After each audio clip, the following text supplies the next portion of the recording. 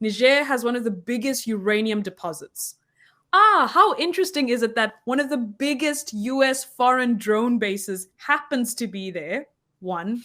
Two, that France has a strong military presence adjacent to this big uranium deposit. And then finally, that I think it's 1 in 3 French light bulbs, the light bulbs in France, 1 in 3 of them gets energy from that uranium deposit in Niger, in Africa. And let us contrast the reality of the fact that, as far as I know, most of the French population has access to electricity. I think they have 100% electricity 24 access rate. Last I was there, it was 24 hours a day, always coming out all of the time. Mm-hmm. What is the access of the people of Niger? It is less than, I think, 15% have access to the grid, let alone the guarantee of electricity. Those are the people of Niger.